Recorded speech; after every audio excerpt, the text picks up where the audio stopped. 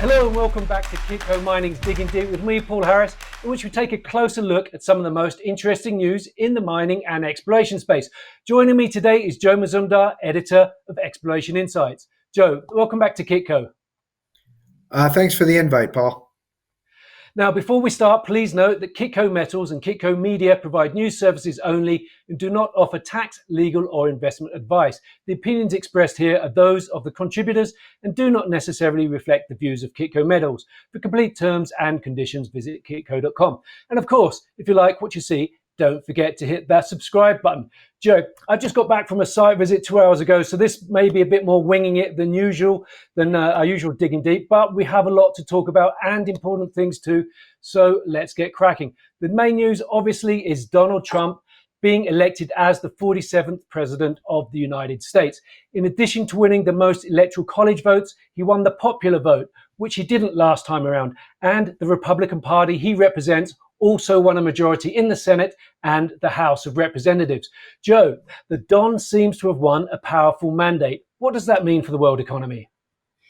A lot of things. I mean, he's very much into protectionism, and so we should see more tariffs, and that might have an impact on Chinese consumption of commodities, which is probably why a lot of the commodities went down today. And then the other impact would be that even though he's trying to push for a weaker US dollar, many economists say that his tariff policy is inflationary, and so that's why the yields actually are going up and not down.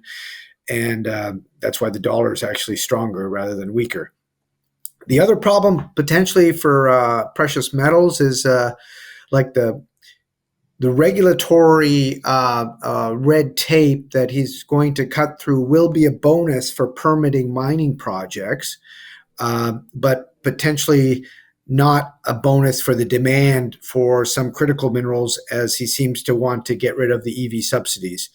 I'm not sure if that's going to matter much globally because EV penetration in the States wasn't that strong anyway.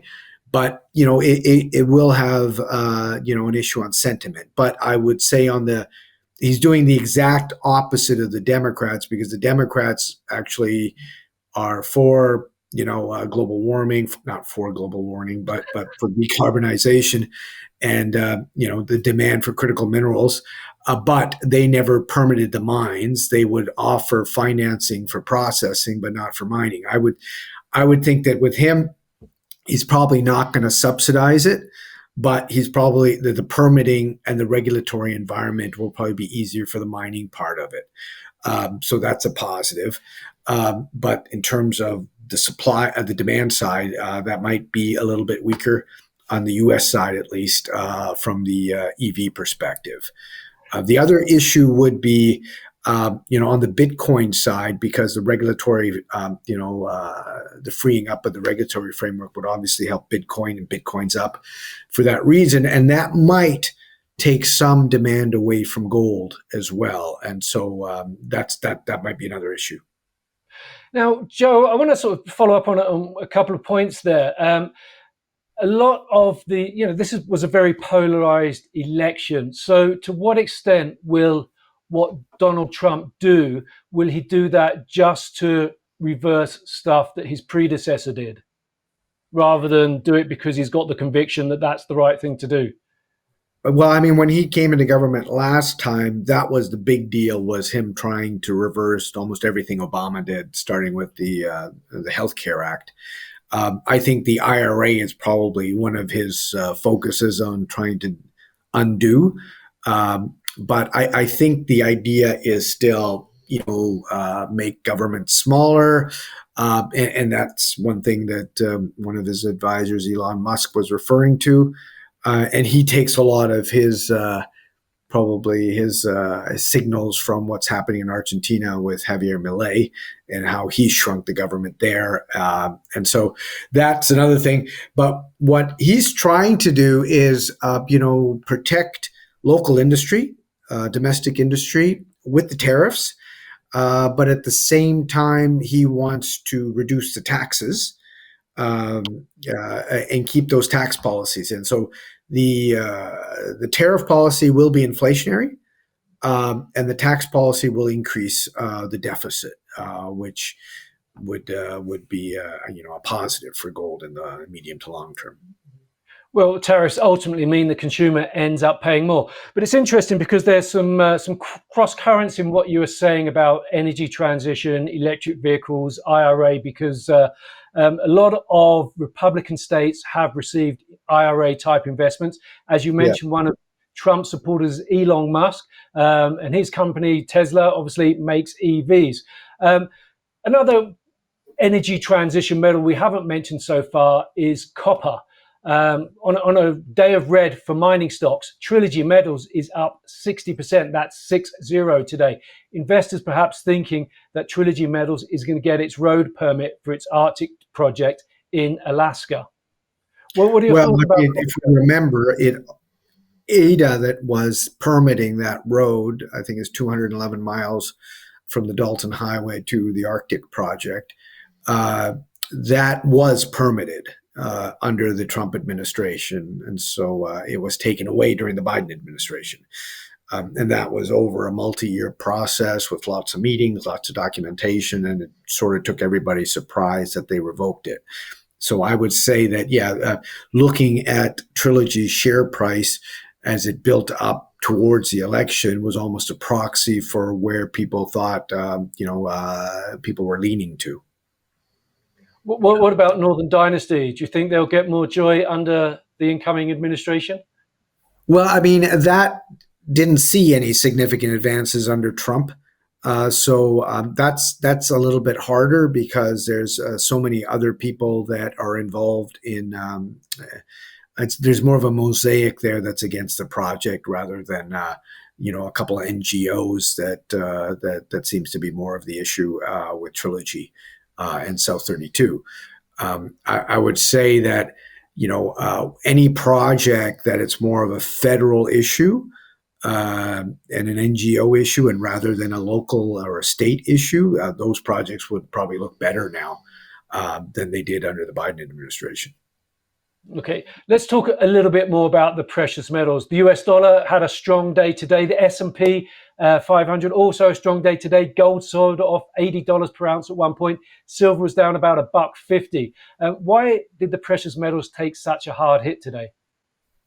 Yeah, I think part of it was the stronger dollar. That wasn't good, but also probably the advent of Trump coming in and saying that, he was going to end all the wars that were, started during the Biden administration. So geopolitical tension is one of the things. I mean, it usually is not an impact that resonates for a long term with precious metals with the gold price, but it has been because of both the conflicts, whether it's Ukraine, Russia, or Israel, Palestine, Iran, whatever. They've all been escalating. And so there has been an undercurrent. And so if somebody comes in saying that those wars are going to end, that takes some of that geopolitical premium off of gold price. And that would have been one thing that dropped it. Another thing would have been probably Bitcoin, and some of these being the same investors moving from gold that has done very well and then moving on to Bitcoin with the potential that that'll be more deregulated. And then on top of that, the stronger dollar. Okay, looking ahead, I think it's safe to assume that Jerome Powell will be replaced as the head of the US Federal Reserve. So what would that mean for the fight against inflation in the US and the outlook for interest rate cuts going forward? Yeah, if he feels that Jerome Powell has become truly independent, then he probably doesn't want him to continue in that role, because what he'd like to do is lower interest rates. Whereas if he does the tariffs that may be inflationary, then the federal government, the Federal Reserve, may not want to lower interest rates and might think about reversing what they already put in place. And so somebody that might be more loyal might lower interest rates, which is more what he would like. He wants to keep the dollar weak.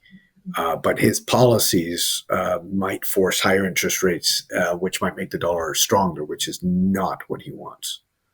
Now, Donald Trump's business background, is real estate and using debt to leverage his real estate empire. Would that potentially see a situation where interest rates come down quicker or in bigger chunks? Yeah, it could be. I mean, he's like you said, he's got the House, he's got the Congress, the House of Representatives, sorry, and he's got the Senate, and then he's also got the Supreme Court. And if the Federal Reserve is in his way, he'll probably try to change that as well. So yeah, there could be a full court press for everything his backers want to implement before the midterm elections. Okay. Now, with the election of Trump, some commentators are saying the woke age is over. However, we still cannot say the H word. But hedging is back. There, I said it. The World Gold Council recently reported that hedging by gold producers is at record lows. Bucking the trend, however, is Montage Gold as it seeks to protect the income stream through its Kone gold development project in Africa during the first 5 years of production, which is the first 5 years of a stream agreement it has with Wheaton Precious Metals. However, Montage Gold, in its wokeness wisdom, is not hedging, but implementing a revenue protection program, which is basically the dictionary definition of hedging. Copper producer Ero Copper also announced today that it will hedge some of its gold production going forward, although its primary product, of course, is copper. Joe, maybe Montage's news release was written by a freelance journalist who gets paid by the words and wanted a longer phrase than just using hedging.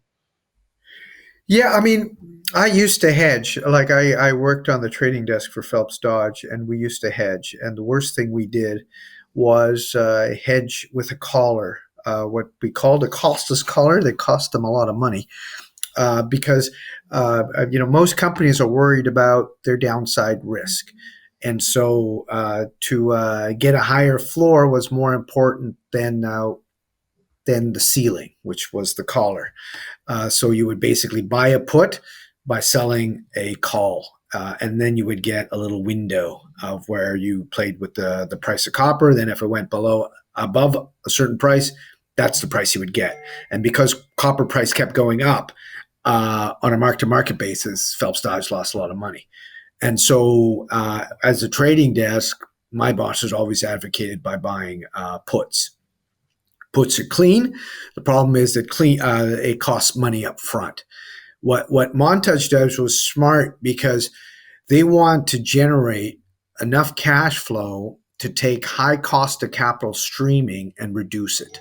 And that has a higher probability of happening if they can generate revenue on their first few years at I think 2,600 is what they got the floor at. And I'll tell you, like at Phelps Dodge with Candelaria used to produce gold, and I used to buy puts on gold because it was a byproduct. And for Ero Copper, even though Xavantina is predominantly gold deposit, within the portfolio of revenue for Ero Copper, it's almost like a byproduct. And so they can, make sure they get that price and they can get that margin for the long term. And Ero Copper is hedged as well with respect to. They've done it for the Brazilian real, which is another big risk that they take. And so I think hedging is a perfectly legitimate policy. How you implement it is, and what you choose to mitigate your risk is the issue, and how do you manage that? When I was at Phelps Dodge, it wasn't managed well, but I agree with what Montage is doing, and I also agree with what Ero Copper is doing. Yeah, with Ero, it does seem a good thing. They're hedging their byproduct, as they also announced that they're having a slower ramp up at their new copper mine because of power availability. They're not going to ramp up to full production as quickly as they planned, and so it does seem that this hedges to assure income, so they don't perhaps need to go to other borrowing or anything. Yeah, I mean both of those are about securing your cash flow to pay back debt or the bonds that they have, as well as when they said that they would make so much money They might not, because the Tucumã project is going to be a little bit more delayed, as you said, for the power issues. Um, for Montage, it's about basically reducing their cost of capital. If they can buy off some of these streams, that's a positive. And I'm reminded of the words of a gold developer CEO told me the CEO's got two jobs. One is to run the company. Two is to get as low a cost of capital as possible. Yeah, and hedging, if you did it with a collar, that would definitely put off a lot of people. I mean, back in the 2000s, and that Barrick did it, and it was kind of weird because Barrick ended up being a financial company in that when the gold price actually went down, they made money. And they soon got rid of all their hedges. Newmont as well, when I was there, they got rid of all their hedges, and that ended up being the right thing to do. But for a junior company that's in development mode, makes absolute sense to put some sort of hedge at these high prices to guarantee cash flow to lower, which is their instinct, to lower the cost of capital. Investors in precious metals companies, of course, want full exposure to potentially increasing metals prices. Let's talk a little bit about silver. I've just come back from a site visit to Outcrop Silver and Gold's Santa Ana project here in Colombia today. Joe, you've seen a lot of silver exploration projects this year, including Bolivar and Silver's Kitco in British Columbia, Canada, Abra Silver's the Ablilios in Salta in Argentina, and you're going to be visiting another silver project soon in Peru. Why so many silver project visits this year, Joe? Yeah, well, I was interested in silver, and so I was looking more for exposure to silver. And with the Mexico issue, I thought that'd be more of an impact on supply and where the explorers were going and the potential developers. And so I was looking outside of Mexico for projects, which took me to British Columbia, to where I am right now, to see Dolly Varden. I also went to see, like you said, to Northwest Argentina, because I think Argentina is turning around, and salt has always been the best province. So Diablios and Abra Silver is something we hold in the portfolio. And then also potentially a comeback in Peru. And that's why I'm heading down there in a couple of weeks to see a silver project down there. And then I'll be heading to Chile to see another one. And the idea there is that there's not a lot of silver dominant projects out there. And if Mexico is slow to bring these projects up because they're almost anti-mining stance with the Morena party, then the potential is for outside. And for investors, they want gold, silver dominant projects and not silver equivalent projects that might be 20 to 25%, silver. And then the question becomes, okay, are you actually a silver company? Because in the end, you don't produce silver, you produce a concentrate, which goes to a lead smelter or a zinc smelter. Then you got to worry about the payables and all this other stuff. So I'm trying to look for those ones that would produce more gold, silver doré. I imagine a lot of our viewers are more familiar with gold exploration projects than silver exploration projects. So what are three things people should look out for in a silver exploration play, positive and or negative? Well, as we know, I mean, silver is most of silver production's byproduct from base metal mines, and that's really where it comes. And that's the risk on silver because, such a significant portion of it, 70-75% of the supply is not determined by the silver price. So what I'm looking for is if the silver price, moves or it's still at a good spot, I'm looking for more silver exposure. Those kinds of deposits are harder to find, both geologically and metallurgically. And so we see a lot of the equivalence term bandied about. And so one of the things I look at the most is to see, well, how much silver actually is there, and then see what kind of products and metallurgy is involved. Do you produce a doré? Do you produce a concentrate? What's the end product? Who are you selling to? Because then you have to worry about payables. Geologically, the deposits are not that dissimilar in terms of epithermal deposits with gold or silver credits. You would get volcanogenic massive sulfide deposits that might have a silver content. You might get copper silver deposits. The ones I'm looking at are mostly epithermal deposits that have gold and silver and less base metals.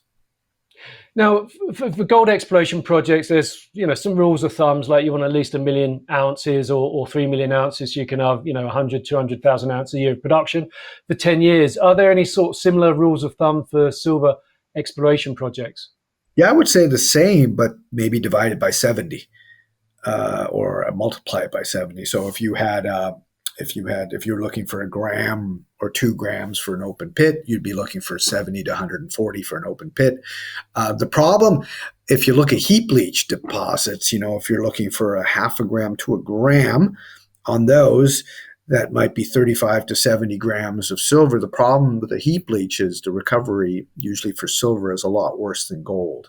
And so some people might do silver equivalent or gold equivalent with the silver credit. But the recoveries can be very different. You might get 65 to 70 on gold, but you might only get 25 to 30% on silver. So metallurgy becomes a real issue when you're looking at this, especially when you start to consider equivalents, because silver deposits tend to be polymetallic. And so that's another thing you got to look at. So grade is obviously one thing. What about potential production? Are you looking at a minimum sort of 5 million ounces a year, 10 million ounces a year, something that can sustain those kind of levels, or something different? Yeah, no, you would be looking at that kind of 8 to 10 year mine life. You would be looking at that kind of production level, and probably 40+% silver. That would be another thing to look at. And then a portion, probably a high proportion of it, that actually produces silver doré and doesn't go into a concentrate. Excellent. Well, that's been fascinating, Joe. I think we've run out of time. Thank you very much for joining me again today. Great. Thank you very much. And of course, as I said, if you like what you see, don't forget to hit that subscribe button. I'm Paul Harris, and this is Kitco Mining.